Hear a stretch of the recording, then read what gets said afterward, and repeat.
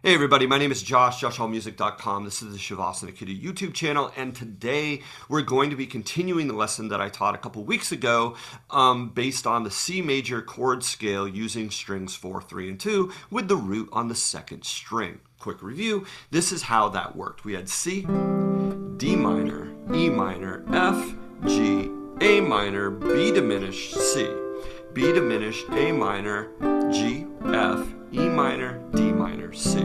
And hopefully you've practiced that, you've done it in thirds, you've done it in cycle 4, you improvised on it, and now it's under your fingers. Because today we're going to do the next permutation. We're going to be moving the root from the second string to the third string. So I'm going to share with you a little sheet so that you can follow along. Here it is.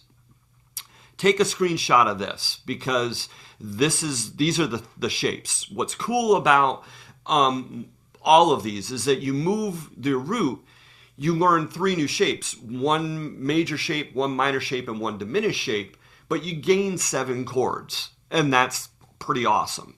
So here is that. Take a screenshot. And then this is a possible exercise you could do. This is going to be in straight up and down, and then thirds, and then cycle 4. So take screenshots of these things, save them, print them, do whatever you do with them. I'm stopping it because I don't need them. So what do you mean moving the root to the third string? So when we were playing here, this is the note C. Okay? Instead of C being here, I'm going to move it to the 5th fret of the G string because that's the note C. And when I do that, the next notes that I'm going to be playing, C's here, E is under my pinky, and the note G is under my middle finger here, all at the 5th fret. So this shape is probably pretty familiar to you. You've probably played this a lot, but you probably played it as an A major chord. Okay? And this is A major, for sure.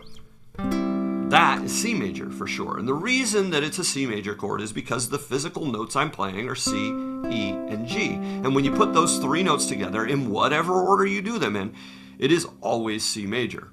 When I'm here, I'm playing the notes A, C sharp, and E. And when I put those 3 notes together in any order, in any configuration, so long as it's A, C sharp, and E, I always get A major. Okay? So, enough about that. So, when I play chord scales, I practice them for smooth and beautiful. There are a lot of ways you could potentially play this. You'll notice that I'm doing this, and you might be like, well, why aren't you doing this? Or, why aren't you doing this? And there are lots of reasons why I do what I do. And I might do this. Like if I was playing I would totally probably do that, because I might not be able to be as fast. This is a little smoother. And I get that hammer sound, which I want. That's harder. That's more like a slide. Okay? So I wouldn't probably do that if I was trying to achieve that sound. But I'm not trying to achieve that sound in this particular thing. So I'm doing this. This allows me to have bass notes all over the place and upper tension notes if I choose to add them. Okay? So that's kind of cool. If I play this way, my pinky can add some pitches, and melodically, it's harder to add bass notes, but I can do it. If I play it this way, I get a lot. I can, play scales and that sort of thing, and that's pretty awesome. I definitely have all the walk downs. But if I do this, my 3rd finger never leaves the G string unless I play one of the chords, the G major chord, open. Check this out. Here's C. Here's E minor. My 3rd finger's still on the G string. E minor, 3rd finger still on the G string. F, 3rd string, 3rd finger. G at the 12th fret, same thing. Open, that's the only time my hand leaves the guitar neck. A minor, 3rd finger still here. You probably recognize that shape. You probably played that a lot. B diminished, 3rd finger still on the G string. C. So that's a guide finger. It stays there People often be like, oh, you're not looking at your hands. You never look at. I'm looking at my hands. I'm using the video to help see my hands, whatever. But you don't need to have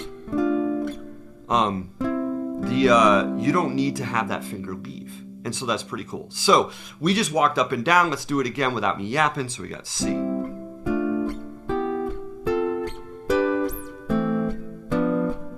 Back down. Open. All right. You could practice this using a finger picking pattern like P-I-M-I, and that's nice. It sounds lovely. You can go like this. I'll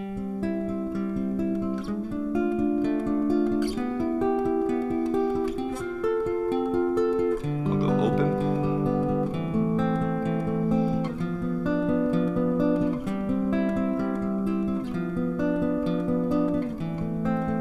I'll go open.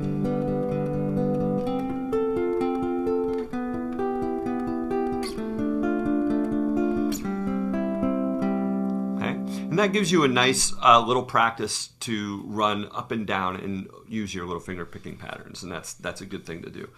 And then we play it in thirds. And what do I mean by thirds? Well, a lot of times when we play scales, we do them in thirds. So we'll play like C to E, D to F, E to G, and we go up. And you can play the whole scale that way. We might as well do that with chords. So C, E minor, D minor, F, E minor, G, F, A minor, G, B diminished, A minor, C. And if you want, you can add this niblet. B diminished, D minor, C. You can go backwards. C, A minor, B diminished, G, A minor, F. I'll go up to G, E minor, F, D minor, E minor, C. And if you want to add D minor, B diminished, C, that'll work too. All right, and that gives you that. So that's thirds. You can do that with your picking pattern. You can, and this is a pretty good thing to do for yourself. You can kind of run through that, and it's a good thing to practice. The next thing is to do it in cycle 4. So chords are all a fourth apart. So we go C up to F, to B diminished, to E minor, to A minor, to D minor. I'll go up to the 12th fret for G and back down for C. Let's do that again. C, F, B diminished, E minor, A minor, D minor, open, that's G, to C. Okay, so now that you can do the same thing, you can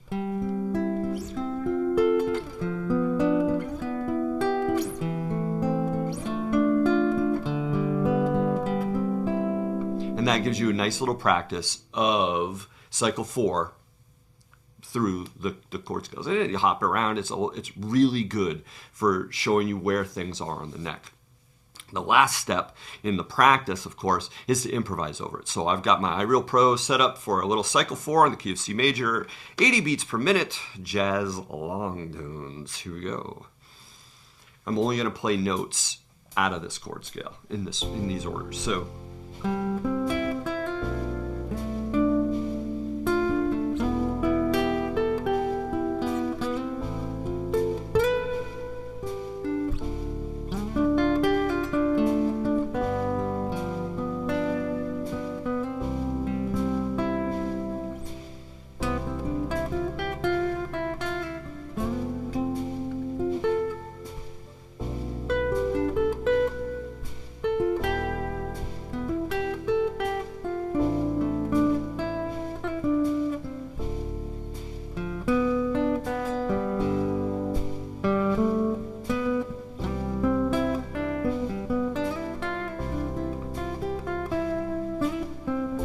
Alright, that's enough of that. You don't need to hear me improvise all day long. So, If you thought that was useful, helpful in some way, definitely subscribe to my newsletter, joshuamusic.com.